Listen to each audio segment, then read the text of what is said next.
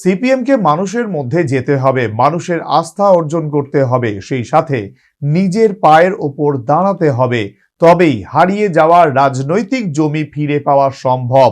বক্তা CPM polit ব্যুরোর সদস্য মানিক সরকার।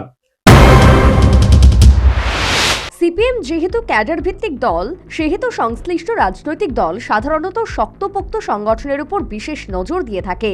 এই রাজ্যও তার ব্যতিক্রম নয়। রাজ্যে ইতিমধ্যে সিপিএম এর ব্রাঞ্চ, এলসি এবং ডিসি সম্মেলনগুলো শেষ হয়েছে। শুরু হয়েছে তাদের জেলা সম্মেলন।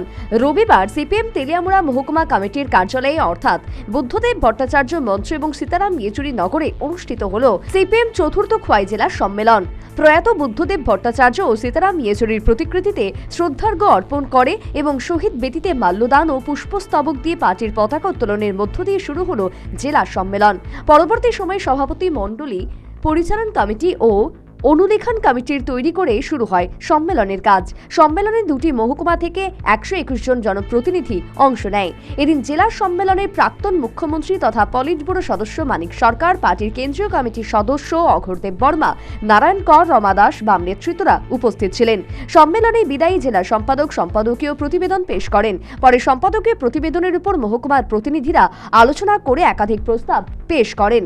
এদিন সম্মেলনে বক্তব্য রাখতে গিয়ে সিপিএম পলিট ব্যুরো সদস্য মানিক সরকার বলেন, সিপিএমকে মানুষের মধ্যে যেতে হবে, মানুষের আস্থা অর্জন করতে হবে।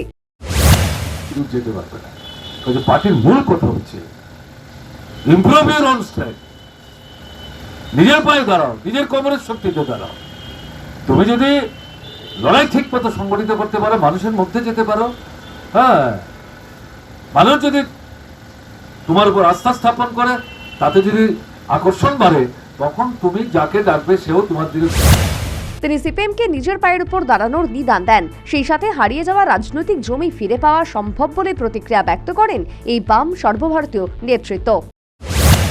এটা মাথায় রাখতে হবে, নিজের পায়ে দাঁড়াতে হবে।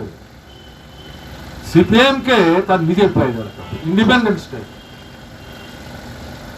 তার নিজের যে কর্মসূচি, জনতান্ত্রিক বিপ্লবের কর্মসূচি, শ্রমিক শ্রেণীর নেতৃত্বে শ্রমিক কৃষকের মৈত্রী ভিত্তিতে গণতান্ত্রিক শক্তি, দেশপ্রেমিক শক্তি, পুঁজিবাদ বিরোধী শক্তি, সাম্রাজ্যবাদ বিরোধী শক্তি, তাদেরকে ঐক্যবদ্ধ করে এই শোষকদের, যাদের স্বার্থে তারা সরকার চালাচ্ছে, তাদেরকে আইসোলেট করে পরাস্ত করে পদ্ধতি কি হবে সেটা আলাদা প্রশ্ন।